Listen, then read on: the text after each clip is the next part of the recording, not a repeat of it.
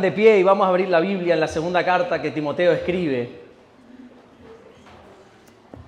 Segunda carta de Timoteo. En el primer capítulo vamos a estar leyendo desde el versículo 3. Vamos a leer algunos versículos. ¿Lo tenemos? Segunda de Timoteo. ¿Sí? Todos tienen la Biblia abierta, ¿verdad?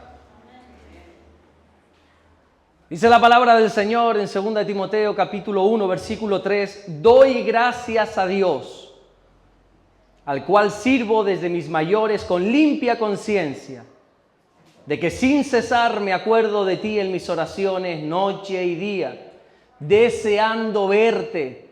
Pablo le decía a este hombre, a este joven discípulo llamado Timoteo, deseo verte. ¿Cuántos desean que lleguen los domingos para ver a sus hermanos?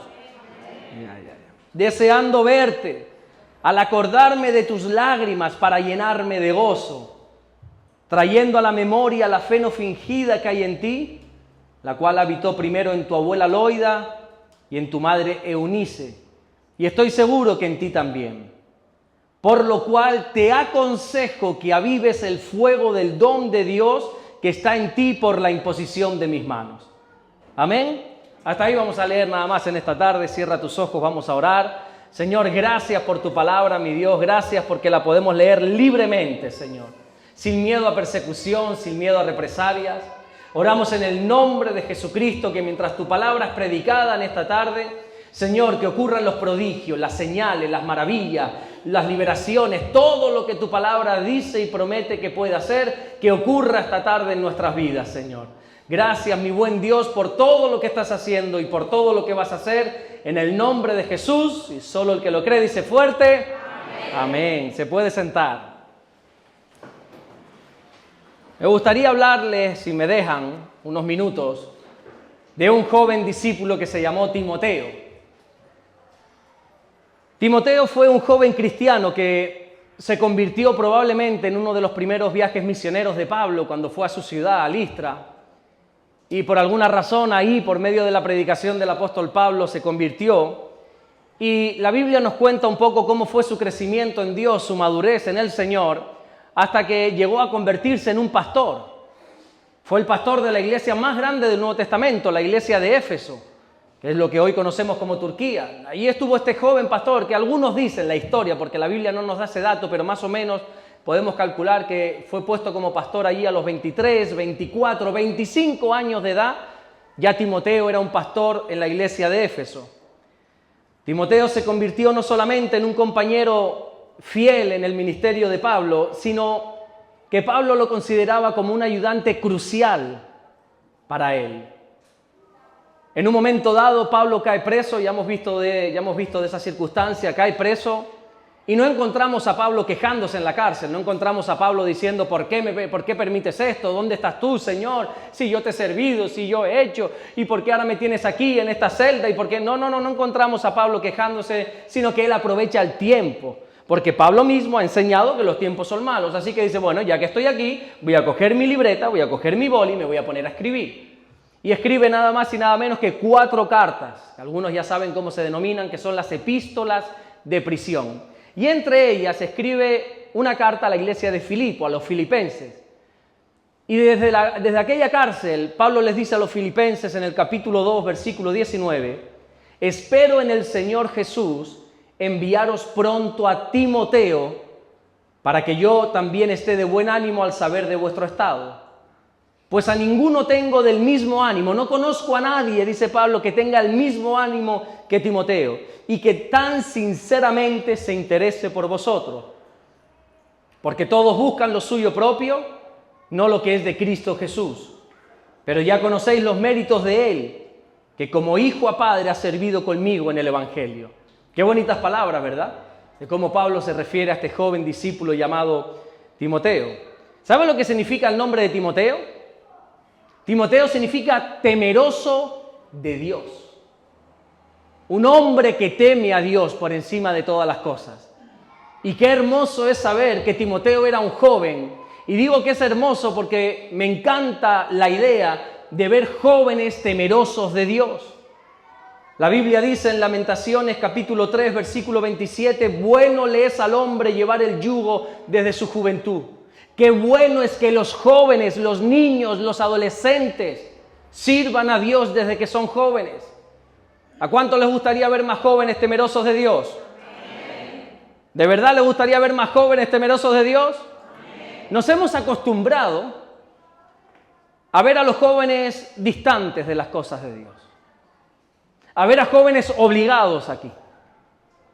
Ya hemos normalizado el hecho de que nuestros niños, nuestros adolescentes, nuestros jóvenes tengan que venir obligados. Y es algo normal ya para nosotros. Y hemos normalizado ver a un joven distante de las cosas de Dios, amando más las cosas del mundo. Hoy, por desgracia, es más normal ver a un joven obligado en la iglesia que amando la iglesia. ¿Cuántos jóvenes hay aquí obligados? ¿Cuántos jóvenes? Yo sé que ninguno. A ver, ¿cuántos jóvenes hay? Niños, adolescentes, jóvenes. Algunos levantan la mano. Bien. ¿Estás obligado aquí? ¿Estás obligado que levantaste la mano? ¿Estás obligado? Hoy, por desgracia, es normal. Hemos normalizado el hecho de que haya jóvenes aquí obligados. Y está bien que estén obligados. El otro día me decía una persona, ¿y qué pasa si Rebeca crece y no quiere venir a la iglesia? Digo, pues que va a venir igual. Está obligada literalmente hasta que viva bajo mi techo. Así la tenga que atar en esa silla. Si vives en mi casa, cumples mis normas. Ahora voy a luchar a capa y espada para que no venga obligada, sino venga porque quiere conocer a Dios. Pero tiene que venir, obligada o no. El otro día veía un vídeo de un pastor que decía que cuando era niño, la madre le obligaba a venir a la iglesia. Y un día le dijo este niño a la madre, mamá, mañana no me apetece ir a la iglesia. Y dice, es normal, hombre. Dice, entonces no voy. Dice, no, vas, pero sin ganas. Hay que venir a la iglesia, hay que obligar a los hijos. Yo te obligo, si vives en mi casa, estas son las normas. Si te gustan bien, si no, también. Ahora, no podemos normalizar eso. Tenemos que trabajar para que vengan porque ellos quieren. Para que sean ellos, ¿te imaginas qué bonito? Para que sean ellos los que te digan, papá, mamá, se nos va a hacer tarde, vamos para la iglesia. Mamá, qué ganas tengo de que llegue ya el domingo para ir al culto, estoy deseando ver, como decía Pablo, deseando ver a los hermanos. Qué bonito sería eso, ¿verdad? Ahora bien, que nosotros hayamos normalizado esto, el que los jóvenes como que no quieran estar en las cosas de Dios, que lo hayamos normalizado, no es normal. No es normal, la Biblia no habla de eso, habla más bien todo lo contrario. No es normal que los jóvenes hoy en día estén apáticos a las cosas de Dios, no es normal. Es totalmente anormal que un joven que tiene posibilidad de acercarse a Dios no lo haga. Es totalmente ilógico de que el camino que es abierto hacia el Señor no lo quieran transitar los más jóvenes. La Biblia está llena de ejemplos de jóvenes temerosos de Dios. Cada vez que la Biblia habla de jóvenes, siempre habla para bien, menos en algunos casos. Es verdad que tienen sus pasiones juveniles, que tienen ciertas cosas, pero con un cierto de cuidado, de estar ahí pendiente de ellos, los jóvenes pueden enamorarse de Dios. Y la Biblia habla siempre de los jóvenes como gente temerosa de Dios. Si no, dime quién fue José. José fue un niño que en su edad infantil Dios le dio sueños. Cuando este niño era el niño mimado de la casa, Dios le dio sueños, sueños que le iban a cambiar la vida por completo a futuro. Sueños que no solamente iban a cambiar su vida, sino la vida de la nación de Israel por completo. Cuando tenía 17 años, un adolescente, la Biblia nos enseña cómo los hermanos de José venden a José y lo tiran a un pozo. Gracias a Dios que no había agua, por lo tanto no muere ahogado, pero está en ese pozo. ¿Qué hubiera hecho un joven hoy si se ve en un pozo sin agua, ahí en la oscuridad? Lo más probable es que saca su móvil, se saca un selfie, lo sube a las redes sociales y pone aquí disfrutando, y pone cualquier serie de cosas, ¿verdad? Pero sin embargo encontramos que este joven, que este adolescente llamado José, en aquel pozo que estaba sufriendo con una incertidumbre de futuro, él se mantuvo fiel a Dios. Él fue temeroso de Dios. La Biblia no recoge ninguna palabra de queja por parte de José. Él siempre estuvo agradecido, él siempre estuvo fiel a Dios. Y si hablamos del gran rey David, el mejor rey sin duda alguna que ha tenido el pueblo de Israel. Claro, nosotros conocemos todas sus batallas, nosotros conocemos cómo Dios lo usó para traer un buen gobierno sobre el pueblo de Israel. Pero tú sabes que cuando Dios le ungió como rey tenía 13 años. Era un muchachito que aún ni su propia familia creía en él. Era un muchachito donde sus propios padres, cuando llegó el profeta a ungir, porque el profeta entendió o creyó escuchar la voz de Dios diciendo, vete a la casa de este hombre, de Isaí, y ahí vamos a ungir a uno de sus hijos como rey.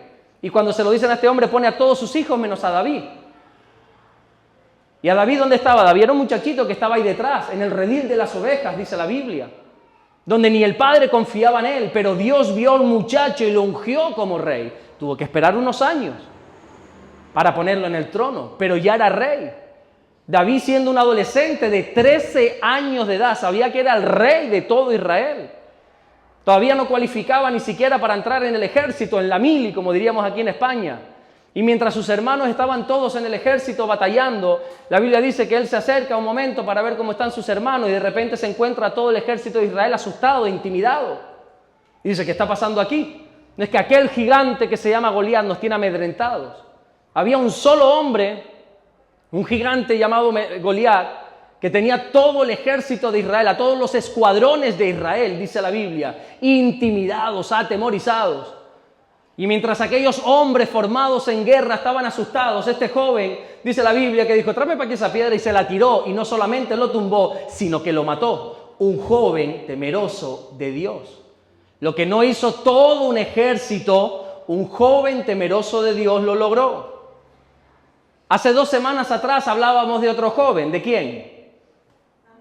¿No se acuerda de lo que se predicó la semana pasada? Algunos están diciendo, ¿hace 2 semanas? ¿De qué, Dios? ¿De quién, Fátima? De Daniel. Y veíamos que Daniel, cuando fue cautivo hacia Babilonia, también tendría unos 12, 13 años de edad. Era un muchachito. Pero sin embargo era temeroso de Dios y había una sabiduría tan especial en su vida que Nabucodonosor, el rey de Babilonia, lo colocó enseguida como su mano derecha. Lo puso enseguida como uno de los jefes de todo el imperio.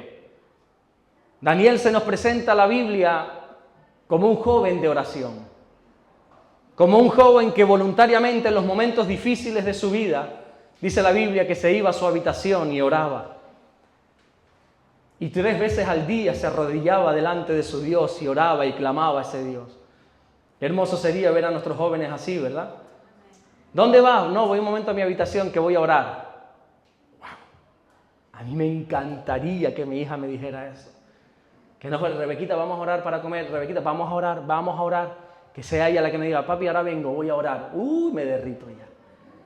Qué hermoso sería ver a jóvenes como Daniel, que se vayan a la habitación, no a pasar horas en el Instagram, no a pasar horas en el TikTok, no a pasar horas, vete tú a saber en qué, sino que se vayan a la habitación a estar a solas con Dios.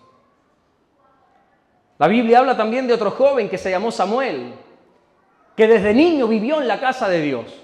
En la casa donde muchos jóvenes no quieren pisar hoy, no quieren saber nada, ahí vivió Samuel. Desde que nació vivió en el templo, en la casa de Dios. Y mientras sus amigos de la misma edad estaban haciendo el gamberro por ahí, como los hijos del sacerdote, dice que él se mantuvo como fiel en la casa de Dios. Y allí había un sacerdote responsable de guiar a todo el pueblo a la presencia de Dios. Allí estaba ese hombre, un sacerdote, Elí se llamaba, hasta el nombre impacta, Elí. Está ministrando la presencia de Dios. Pero mientras que este hombre encargado de ministrar, encargado de predicar, encargado de guiar espiritualmente, estaba dormido, había un joven escuchando la voz de Dios. Estaba Dios hablando a su pueblo y el sacerdote no tenía ni idea de lo que estaba sucediendo. Y había un joven muchacho escuchando la palabra de Dios. En medio de un mundo corrupto, en medio de que sus amigos estaban haciendo las cosas malas, hubo un joven que se mantuvo fiel a las cosas de Dios. ¿Cuántos conocen ese milagro que los 4 evangelios narran? Estos son contados con los dedos de la mano, lo que todos los evangelios, los 4 cuentan, la misma historia, de que hubo una multiplicación de alimentos, donde dice la Biblia que un grupo de 5.000 personas, sin contar mujeres y niños, que ahí había más de 10.000, 15.000, fueron alimentados. ¿Alguien sabe cómo comenzó este milagro de la multiplicación? Porque dice la Biblia que un niño tenía unos poquitos de panes, unos poquitos de peces y se los dio al Señor. Dice la Biblia en Juan capítulo 6, versículo 9, aquí está un muchacho que tiene 5 panes de cebada y 2 pececillos. ¿Mas qué es esto para tantos? Una multitud inmensa de miles y miles de personas, y fue un niño quien ofreció lo poco que tenía al Señor para que una multitud fuese alimentada. Honestamente, con todo el respeto que me merece esa multitud, yo no me creo que ahí no hubiese un adulto con panes y con peces. Antiguamente se vivía el día a día, no es como ahora que se cobra la semana o las quincenas o mensual, se vivía el día a día. La Biblia habla de los denarios, la moneda que se te daba por un día de trabajo. Ahí se tenía que comprar la comida al día. ¿Tú me vas a decir que en esa multitud no había adultos, responsables, padres de familia, cabezas del hogar, con alimentos? Pero mientras todos los adultos guardaron para sí, un niño temeroso de Dios le dijo: Señor, aquí está lo poco que tengo, toma. Y Dios usó ese poquito para alimentar a toda una multitud. ¿Sabías que hubo un rey en Israel que empezó a reinar con tan solo 8 años de edad? 8 años de edad. Su nombre es Josías. Ahí está la historia de él en la Biblia. 8 años de edad. Su padre era el rey, fue asesinado y le tocó entrar en el trono. Y fue un rey de los muy poquitos, de los escasos que fue bueno en Israel. Casi todos los reyes de Israel, dice la Biblia, hizo lo malo ante los ojos del Señor y no caminó en rectitud. Sin embargo, de este niño de 8 años, dice la Biblia en 2 de Reyes capítulo 22, versículo 2, hizo lo recto ante los ojos del Señor y anduvo en todo el camino de David su padre, sin apartarse a derecha ni a izquierda. Un niño recto, que no se salía del camino ni por aquí ni por allá, un niño recto, temeroso de Dios, que si te lees la historia de este rey es preciosa, porque en este tiempo el pueblo estaba metido ya en un desastre espiritual, en un declive espiritual tremendo. Era como muchos, bueno, decir muchos de ustedes, pero no, como algunos de por ahí que yo conozco que no abrían sus Biblias, ya el pueblo había perdido el temor a Dios, no tenían sus Biblias, las escrituras ya no las tenían. No es que no las trajesen a la iglesia, es que no las tenían ni en sus casas. Y este niño dice que descubrió la palabra de Dios y dijo: esto lo tiene que saber el pueblo. ¿Cómo es posible que si nosotros somos el pueblo de Israel, el pueblo no tenga esta palabra? Y él de nuevo trajo la palabra de Dios al pueblo y eso trajo un enorme avivamiento al pueblo de Israel. Un niño. Mientras que los adultos estaban con sus Biblias cerradas, había un niño enamorado de la palabra del Señor. Y ese niño avivó a todo un pueblo. Lo siento, pero para mí no es normal que hoy los jóvenes no quieran saber de Dios. No es normal. Porque la Biblia no habla de eso, sino que habla todo lo contrario. Y ante esta realidad que estamos viviendo, de ver jóvenes apáticos, jóvenes que no quieren saber, jóvenes apartados del Señor, ante esta realidad, bueno, tenemos dos alternativas. Seguir acostumbrándonos a ella, seguir resignándonos, diciendo cosas como: están en la edad, es normal. No, no es normal. Lo normal es que si le has presentado a un Dios poderoso, se enamore de ese Dios poderoso. Es normal que tenga su etapa de rebeldía, es normal que... No, no es normal. Que lo hayamos normalizado no significa que sea normal. Entonces tenemos la alternativa de seguir acostumbrándonos, seguir resignándonos y ver cómo cada vez más jóvenes se pierden en el mundo. O la otra alternativa es levantarnos en pie de guerra, tomarnos esto en serio y no permitir que ningún niño más se vaya a las cosas del mundo. Y no permitir que en vez de que estén aquí con nosotros, estén ahí fuera haciendo lo que tú vete a saber el qué. Luchar por esos jóvenes que en vez de estar en las cosas del Señor, están fumando, vete tú a saber el qué. Luchar por esos jóvenes que están aquí, en vez de estar aquí ayer en una vigilia, estaban en no sé cuántas discotecas o no sé cuántos bares o no sé cuánto no sé qué, en vez de estar aquí disfrutando de la presencia del Señor. Tomarnos esto en serio y decir: no es normal que los jóvenes no quieran saber de Dios. No es normal. Mira, prácticamente todo el mundo está siendo gobernado por adultos. ¿Sabes cuál es la media de edad de un empresario en este país, en España? Desconozco los demás países. Y te voy a dar datos de Google. Si están mal, te metes con Google. Yo los he cogido de ahí. ¿Sabes cuál es la media de edad de un empresario aquí en España? Unos 40, 45 años. ¿Sabes cuál es la media de edad de los políticos en España? 55 años. Pasa que cada vez los están poniendo más jóvenes, más guapos para atraer. No tienen ni idea, no tienen todo de frente, pero los ponen cada vez más guapos, más para llamar la atención. ¿Sabes cuál es la media de edad de los policías, de los que tienen que velar por nuestra seguridad ahí fuera? La media de edad, 46 años.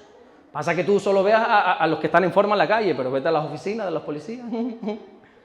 ¿Sabes cuál es la media de edad de los pastores? Te pregunto, ¿sabes cuál es la media de edad de los pastores? Yo te pregunto porque no encontré el dato, a lo mejor alguno lo sabe. No tengo ni idea, pero para allá arriba. Cuando empezamos la iglesia en Puerto Rosario, que alquilamos un cine, había, y hay todavía, gracias a Dios, viene con nosotros, una ancianita de 90 y pico años. Y ella como a los 6, 7 meses de estar con nosotros en la iglesia, se me acerca, me dice la hija, mira que mi madre te quiere preguntar algo. Yo, sí, dime. Y me dice esta ancianita, ¿cuándo voy a conocer al pastor? Digo, ¿qué? Claro, ahí no estábamos todavía en Vida Nueva ni nada de esto. Yo no entiendo la pregunta. ¿Cuándo voy a conocer al pastor de la iglesia? Digo, señora, el pastor soy yo. Yo, mira, no, es que no entendía.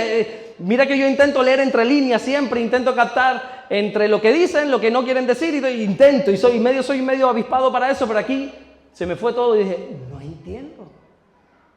Digo, señora, yo soy el pastor de la iglesia, doña Marta. Me dice, no, tú eres joven.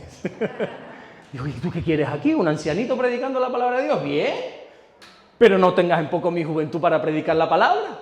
Porque esta persona tenía en su mente el concepto de que un pastor tiene que ser alguien de vete tú a saber cuánta edad, ¿no? Todos estos datos nos dan un mensaje claro. Parece ser que los jóvenes no están aptos para gobernar, no están aptos para liderar, para dirigir empresas, gobiernos, iglesias, debido a su juventud. Y este es un mensaje que ha calado en nuestra generación, y es un mensaje que nosotros estamos transmitiendo a los jóvenes, diciéndoles que lo único que tienen que hacer los jóvenes es prepararse para cuando sean adultos y así tener un buen futuro. ¿Cuántos estamos educando a nuestros hijos así? Prepárate, forma, yo solo, ¿no? Ya. Prepárate, fórmate, garantízate un buen futuro. Pesa menos un lápiz que un taladro. Pesa menos un lápiz que una pala, se decía antes. Se está más cómodo en una oficina con aire acondicionado que trabajando en la construcción. Fórmate, mi hijo, fórmate, estudia. No desperdicies tu juventud. Y los padres cristianos estamos cayendo en esta trampa, quizá con toda nuestra buena intención, diciéndoles a nuestros hijos, lo único que sirve tu juventud es para prepararte para el día de mañana. Hoy no sirves como joven, lo único que puedes hacer es sembrar para mañana recoger. Y encuentro que mientras estamos preparando a nuestros hijos para ser los mejores abogados, los mejores médicos, estamos formando a nuestros hijos para que tengan los mejores diplomas y colgarlos en la pared de su despacho, para que tengan las mejores casas, los mejores coches y para que tengan un buen montón de dinero ahorrado en el banco.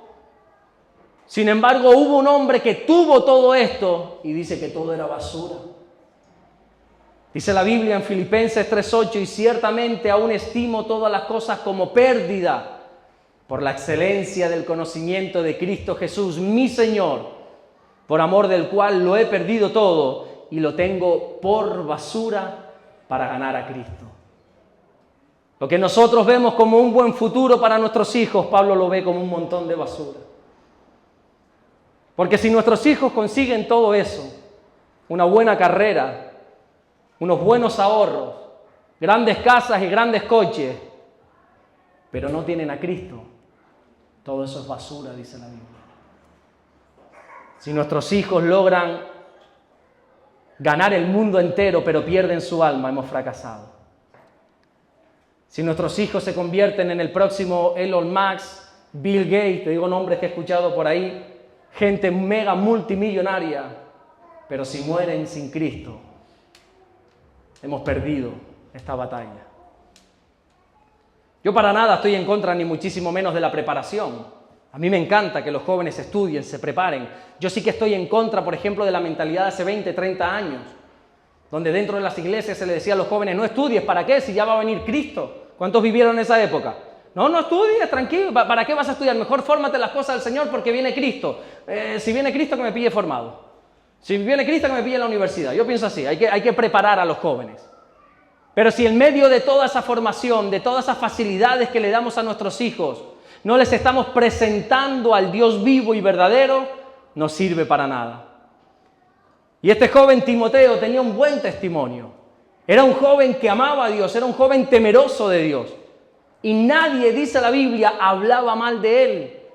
Toda persona que le conocía hablaba bien. En Hechos capítulo 16, versículo 1 dice: después llegó a Derbe y a Listra, y he aquí, había allí cierto discípulo llamado Timoteo, hijo de una mujer judía creyente, pero de padre griego, y daban buen testimonio de él los hermanos que estaban en Listra y en Iconio. Se hablaba bien. ¿Recuerdas cuando le decían a tus padres que viniese al colegio para que tenían que hablar de ti? A mí me temblaba todo. Cuando mi madre me decía, me llamó el director o la tutora, no te escondas. Alberto, me ha llamado la tutora que quiere hablar conmigo, ¿por qué será? No sé. Y yo diciendo, ay Dios, no iban a dar buen testimonio de mí. Sin embargo, de este joven de Timoteo, dice que nadie hablaba mal de él. Este joven llamado Timoteo, temeroso de Dios, se convirtió en un guerrero del Evangelio. Timoteo pasó de ser un joven discípulo a convertirse en un ayudante fiel del apóstol Pablo, hasta que Pablo lo instituyó como pastor en la iglesia más grande que conocemos en la Biblia, que es la iglesia de Éfeso. Todos cuantos hemos estudiado un poco acerca de la vida de Pablo, nos damos cuenta que era un gran apóstol, era un hombre tremendamente usado por Dios, pero no sé si te has dado cuenta que tenía un mal carácter que agüita. Era un hombre duro cuando hablaba. Pablo encaró al mismo apóstol Pedro, aquel que Cristo mismo le dijo: sobre ti fundaré la iglesia. Pablo no se cortó un pelo, no tenía pelos en la lengua y le dijo: tú eres un hipócrita, has caído en el pecado de la simulación, eres un falso porque te comportas de una manera con los judíos y con los gentiles de otra. Pablo encaró a reyes, a autoridades, a funcionarios. Él hablaba bien duro. Era un hombre que no se cortaba a la hora de hablar. Pero sin embargo, cuando hablaba de Timoteo, todo era diferente. Le llama, por ejemplo, verdadero hijo en la fe. Le llama hijo amado y fiel en el Señor. Le denomina como un colaborador, como un servidor de Dios. Las últimas palabras que nosotros conocemos de Pablo precisamente fueron a este joven, a Timoteo. Fue a Timoteo que Pablo le dijo esas escalofriantes palabras en 2 de Timoteo 4:6, porque yo ya estoy para ser sacrificado. El tiempo de mi partida está cercano. Pablo le dice a un joven: ya me van a sacrificar, me van a matar, me voy a morir. Y Pablo no lo instituyó como pastor porque era su amigo, porque era fiel, porque se portaba bien con él, o porque simplemente le apeteciese, sino que la Biblia, atentos a esto, la Biblia nos enseña que a Timoteo, aún desde que era un bebé, desde que era un niño, hubieron profecías sobre su vida de que él iba a ser un ministro de Dios. En 1 de Timoteo 1:18 dice: este mandamiento, hijo Timoteo, te encargo, para que conforme a las profecías que se hicieron antes en cuanto a ti, milites por ellas la buena milicia. Alguien, cuando Timoteo era niño, era bebé, profetizaba sobre su vida, bendecía su vida. ¿Cuántos han bendecido en oración a sus hijos? ¿Cuántos han profetizado bendición sobre sus hijos? Y quién sabe lo que puede llegar a eso. Pablo dijo: todo lo que han dicho sobre ti se va a cumplir. En cuanto a esas profecías que aún de niño te daban, las vas a cumplir, vas a ser un ministro. Y todo cuanto estudiamos de la vida de Timoteo siempre va en aumento, siempre. Es una vida que lo encontramos de joven y siempre va creciendo. Según dice la historia, no sabemos si es cierto, pero según dice la historia, dice que murió como mártir en Éfeso, en Turquía, allá por el año 97 más o menos. Y ahora sí, vamos a esa pregunta que ya sabes la respuesta. ¿Cómo este joven desconocido de una pequeña ciudad llamada Listra logró convertirse en un verdadero hombre de Dios? ¿Cómo se convirtió este desconocido joven, este muchachito, en una persona fiel, en una persona comprometida con el Evangelio y tan responsable que hasta el propio Pablo solo tenía buenas palabras sobre él?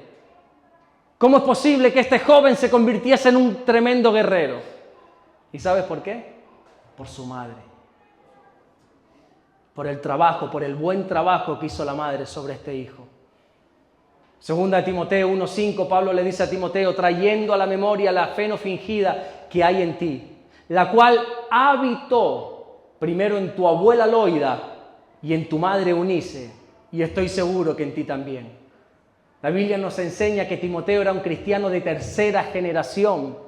Tenía su abuela creyente, tenía su madre creyente y ahora él era la tercera generación de creyentes. Qué hermoso, ¿verdad? Hace muchos años atrás, una viejita o una jovencita en aquel entonces, llamada Loida, se entrega al Señor. Y a pesar de vivir en un mundo ultra machista como era el de aquel entonces, ella se encargó de predicarle la palabra, de enseñarle la palabra, de transmitirle la fe a su hija Eunice. Y no lo hizo mal, lo hizo súper bien. ¿Sabes por qué? Mirá lo que está pasando por aquí, por favor. Y lo hizo súper bien, ¿sabes por qué? Porque cuando Eunice crece y se convierte en madre, también ella sabe transmitirle la fe a sus hijos. Sabe transmitirle esa fe a Timoteo. Tanto Loida como Eunice pudieron transmitir una fe genuina a Timoteo. Y no solo lo hicieron verbalmente, sino que esta fe habitaba en ellas. El versículo dice literalmente, trayendo a la memoria la fe no fingida que hay en ti, la cual habitó primero en tu abuela Loida y también en tu madre Eunice. Querida iglesia, ¿qué habita en ti? ¿Qué es lo que habita dentro de ti? No te estoy diciendo qué fe procesas tener, qué religión dices tener, sino qué es lo que habita en ti. Porque lo que habita, transmites. No transmitimos lo que hablamos, entiendan esto, sobre todo los padres, los abuelos, las Eunices, las Loidas. No transmitimos lo que le decimos a nuestros hijos, le transmitimos lo que somos. Tú puedes traer tantas veces quieras a tu hijo a la iglesia. Las puertas están abiertas para ellos. Los puedes traer cada domingo, cada miércoles, en cada actividad que aquí nos hemos comprometido con Dios, no contigo, con Dios, a instruir a tus hijos. Los puedes traer tantas veces quieras, pero si en tu casa no hay una verdadera fe, eso no sirve para nada. Si aquí le enseñamos el vocabulario evangélico, le enseñamos el gloria a Dios, aleluya, le enseñamos las canciones de las mañanitas de David, de yo danzo en el desierto y de todo, pero en tu casa lo que escuchan es reggaetón del mundo. Si en tu casa lo que escuchan es un perreo, si en tu casa lo que escuchan es al alfa, al otro y al de la moto, lo siento mucho, pero como dicen por ahí, milagros a Lourdes. Si aquí enseñamos a los niños un comportamiento, una forma de vestir, pero luego en casa ven otra cosa, por más que tú les digas, eso no se transmite lo que decimos, se transmite lo que somos. La educación no comienza en la iglesia, la educación comienza en casa. A los Timoteos no los forma Pablo, a los Timoteos los forma Eunice y Loida. A los Timoteos no los formamos aquí en este local, no los forman los profesores, las profesoras de la escuela dominical, no los forma un pastor. A los Timoteos se les forma en casa. ¿Qué habita en ti? Qué importante es que nuestros hijos sean buenos estudiantes, sin duda alguna. Qué importante es que nuestros hijos sean bien educados. Qué importante es que nuestros hijos tengan todas las necesidades cubiertas. Pero más importante es que nuestros hijos conozcan al Dios vivo y verdadero. Loida y Eunice enseñaron a Timoteo desde la niñez la palabra de Dios. Esta abuelita, esta madre, desde que era bien niño, le enseñaba la bendita palabra de Dios, dice la Biblia. Segunda de Timoteo 3:14, pero persiste tú en lo que has aprendido y te persuadiste sabiendo de quién has aprendido. Y que fíjense esto por favor, que desde la niñez has sabido las sagradas escrituras. No fue conmigo, Timoteo. Yo no fui. No fue conmigo, fue desde la niñez. Has sabido las sagradas escrituras, las cuales te pueden hacer sabio para la salvación por la fe que es en Cristo Jesús. ¿Qué le estás enseñando a tus hijos? Desde que son niños, ¿qué le estás enseñando a tus hijos? ¿Qué ven en casa? ¿Qué educación le estamos dando a nuestros hijos? ¿Qué prioridades les estás enseñando? Simplemente le dices Dios es lo primero, o en ti hay una fe que habita, que muestra que Dios es lo primero. Porque no vas a transmitir lo que dices, vas a transmitir lo que eres. Y si aquí levantas tus manos para adorar a Dios y te comportas como un verdadero hombre espiritual, pero en casa gritas a mamá, eres machista, eres malo. O si aquí vienes y adoras al Señor, pero en casa te portas mal con tu esposo, gritas, te enfadas constantemente, tus hijos no se van a quedar con lo que haces aquí, se van a quedar con lo que haces allí. Déjame darte un dato curioso sobre las madres. Hoy que es el Día de la Madre, lo estamos recordando. En hebreo la palabra fe no es masculina, es femenina, igual que en español. Y en hebreo la palabra fe es emuná. La emuná, la fe. Y empieza por esa letra, em.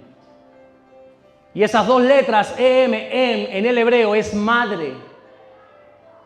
Mi querido hermano, la fe comienza en casa. Comienza con las madres. No pretendas que aquí instruyamos a tus hijos. La fe comienza con las madres. Tomándonos bien en serio el trabajo de padres, de tutores y curadores que Dios nos ha dado para que eduquemos a nuestros hijos.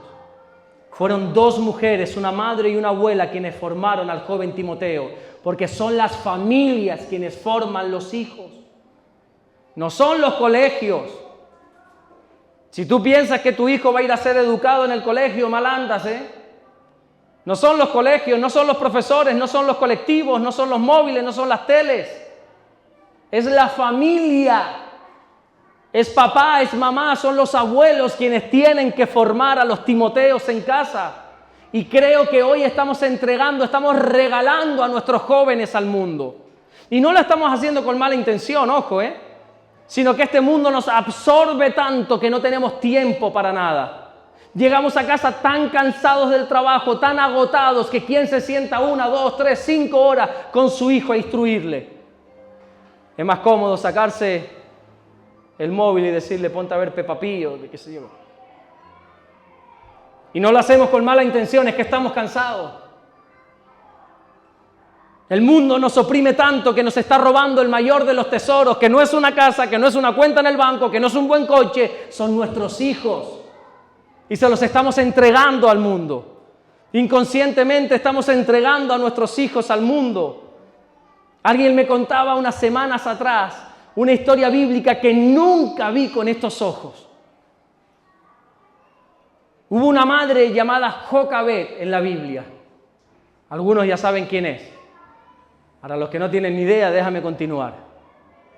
Había una madre llamada Jocabed que le tocó vivir unos tiempos difíciles. Si tú crees que hoy tener hijos es difícil, por el sistema, por todo esto que es complicado, algunos dicen, ¿yo para qué quiero tener más hijos como está el mundo? Si tú crees que hoy es complicado, Jocabed lo tenía mucho más difícil. Los hebreos habían caído como esclavos en Egipto. Habían sido oprimidos por Egipto. Y pasaron de ser unas decenas, un grupito de decenas de personas, a convertirse en miles y en cientos de miles de personas. Faraón cogió miedo a los hebreos porque dijo, esta gente se está multiplicando en gran manera y como venga un enemigo a hacernos la guerra y los hebreos se juntan, se unen con nuestro enemigo, mal andamos, Así que tuvo una conversación con las parteras, con aquellas que daban a luz o ayudaban a dar a luz, y les dio una orden: a partir de hoy, todo bebé que salga tienes que mirarle enseguida sus partes íntimas. Si es niña, déjala vivir. Si es niño, lo tienes que matar. Así dice la Biblia. Y entran en escena de nuevo dos mujeres temerosas de Dios, que la Biblia dice, no cuentes conmigo, Y dice la Biblia que temieron más a Dios que al hombre, al propio Faraón. Y ellas, cuando veían que ese bebé era macho, no le quitaban la vida, se lo daban a los padres y huye, haz lo que tengas que hacer, pero... Cuando se entera Faraón de esto, de que las hebreas, que por cierto la Biblia dice que Dios las bendice, porque cuando uno teme a Dios es bendecido. Cuando uno hace las cosas correctas con sus hijos es bendecido. La Biblia dice claramente en Éxodo 1:20, y Dios hizo bien a las parteras. Cuando Faraón se entera de que ha sido burlado por estas parteras, entonces da otra norma ya a todo el pueblo y dice, todo bebé varón que vean lo van a lanzar al río. Y si alguien se atreve a no hacerlo, van a morir no solamente el bebé, sino sus padres también. Y en este tiempo Jocabed fue madre de un hombre, de un varón. Y hubieron estos padres que se mantuvieron fieles y temerosos a Dios y guardaron a ese varón. Dice la Biblia en Éxodo capítulo 2, versículo 2, la que concibió y dio a luz un hijo, y viendo lo que era hermoso, le tuvo escondido 3 meses. Yo no sé si tú sabes lo que es esconder un bebé, eso es imposible. Porque a un adulto tú le puedes decir, Carmen, cállate, escóndete ahí, no digas nada. Que viene el enemigo, cállate. Pero a un bebé recién nacido le voy a decir, no llores. Esta familia se estaba jugando su vida literalmente con tal de no entregar a su hijo al mundo. Se sacrificó con tal de no entregar a su hijo al mundo. Y así lo hicieron, lo guardaron, lo protegieron. Y ese niño desconocido se convirtió en Moisés, en el libertador del pueblo de Dios. Y algo muy bien tuvieron que hacer los padres de Moisés, porque en tan solo 3 meses, donde pensamos que los niños no tienen conciencia ni tienen nada, sin embargo, cuando Moisés se cría en palacio de Faraón, otro día te explico la historia, se cría en el palacio de Faraón como egipcio, él tenía temor de Dios. 3 meses estuvo nada más con sus padres. Y los 3 primeros meses de vida, ya estos padres le instruyeron el temor de Dios. ¿Hasta dónde estamos dispuestos a sacrificarnos por nuestros hijos? ¿Hasta dónde estamos dispuestos a sacrificarnos por nuestros adolescentes? ¿Nos vamos a resignar? ¿Vamos a normalizar que los jóvenes estén en el mundo? ¿Vamos a dar la batalla por perdida, a decir es normal? Conmigo no cuentes para eso. Yo voy a seguir batallando aquí no solamente por mi hija, sino por tus hijos. Pero necesito de tu colaboración. Si aquí yo le enseño danza en el desierto y en tu casa le vas a enseñar no sé cuántas porquerías de música, no estamos bien, ¿eh? A los Timoteos los formamos en casa. Vamos a pelear por ellos como hicieron Loida, como hizo Eunice, como hizo Jocabed. Dios nos ha dado hijos para que le sirvan a Él, no para que sirvan al mundo. Yo no sé a ti, pero a mí Dios no me ha dado una preciosa hija para entregarla al mundo, lo siento mucho. A mí Dios me ha entregado una princesita para que le sirva. Y yo profetizo sobre ella, y yo oro sobre ella, y yo bendigo su vida. Y yo oro, Señor, que se convierta en una adoradora, en una servidora, en lo que quiera que sea, pero que sea tu servidora. Que te ame por encima de todas las cosas. Que su anhelo sea conocerte cada día más. No me voy a acostumbrar nunca a ver jóvenes que me he enamorado de ellos aquí y hoy están en el mundo. Y eso no es normal, iglesia. Y hemos de pelear esa batalla por nuestros jóvenes, pero la batalla es en casa. A Timoteo le introdujeron una fe porque habitaba en Loida, habitaba en Eunice. ¿Y qué habita en ti? Tenemos que orar y velar cada día por ellos, pero dándole ejemplo en casa. Me dejan terminar con una pequeña historia, ya había terminado, pero déjame contarte una pequeña historia. La Biblia dice que la iglesia primitiva empezó a crecer de una manera tremenda. Empezó a crecer y como había tanta persecución, todos los cristianos vivían juntos en lo que se conoce como los kibutz. Y ahí los apóstoles estaban repartiendo para que todos comiesen. La Biblia dice que todos vendían de sus posesiones, lo traían a los pies de los apóstoles para que ellos vendiesen y todos tenían todas las cosas en común. Nadie estaba obligado a hacerlo, pero por amor lo hacían. Y había un matrimonio, creo que está en Hechos capítulo 5, si no me equivoco, había un matrimonio que se llamaba Ananías y Zafira, que voluntariamente vendieron su propiedad. No sabemos si era una finca, si era una casa, si era lo que quiera que sea, vendieron su propiedad. Y voluntariamente, sin tener la obligación, fueron delante de Pedro y le dijeron, aquí tienes de lo vendido. Y Pedro le dice, ¿eso es todo? Sí, eso es todo. Y el Espíritu Santo le revela a Pedro en ese momento que ahí falta una parte. Y Pedro les dice, ustedes acaban de mentir, no al hombre, sino al Espíritu Santo. ¿Y sabes lo que sucede cuando uno miente al Espíritu Santo? ¿Tú sabes lo que sucedió? Que Pedro se enfadó con ellos, que lo pusieron en disciplina 3 meses. La Biblia dice que cayeron muertos fulminantemente. Y hay un versículo, búscalo porfa, creo que es Hechos capítulo 5, versículo 6, que dice, y levantándose los jóvenes, entraron y se llevaron el cadáver. Hay que dejar levantarse a los jóvenes para que quiten lo muerto que hay aquí. Tenemos que dejar que los jóvenes se levanten para que traigan vida aquí. No decirles simplemente prepárate para el día de mañana, no, déjales que con esa edad se levanten, entren aquí y se lleven lo que no está bien. Los niños ahí no están para ser entretenidos mientras tú estás recibiendo la palabra de Dios. Porque mientras los adultos, los santos como nosotros estamos pensando que Dios nos habla, ahí detrás tenemos niños que escuchan la voz de Dios, que Dios les da sueños, que son temerosos de Dios más que muchos de nosotros. Y tenemos que dejarles, la Biblia dice que de los niños Dios perfecciona la alabanza. Ellos son mejores adoradores que nosotros. Por eso, por favor, dales un buen ejemplo en casa. Hoy celebramos la vida de todas las madres y gloria a Dios por ellas. Pero una buena madre y un buen padre es quien instruye al niño en el camino, quien se sacrifica como Jocabed para que sus hijos conozcan de Dios. Cierra tus ojos por un momento. Y me gustaría que pudiésemos orar por tus hijos, por tus nietos. Si no tienes hijos, si no tienes nietos, que pudieses orar por los niños de la iglesia. Por esos niños de vecinos de tu casa que conoces. Que puedas orar por ellos.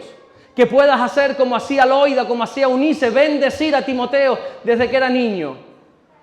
Qué bueno sería que te pongas de pie y comencemos a levantar un clamor por los niños. Que empecemos a orar, a batallar por ellos.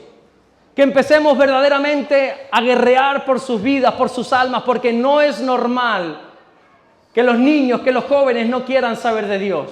Qué bueno sería que puedas comenzar a orar en este momento por tus hijos, a guerrear, a derramar tu alma delante de la presencia de Dios, como hizo Ana por su hijo. Que lo hizo de tal manera que alguien llegó a pensar incluso que estaba borracha y dijo, no estoy borracha, simplemente estoy derramando mi alma por mi hijo.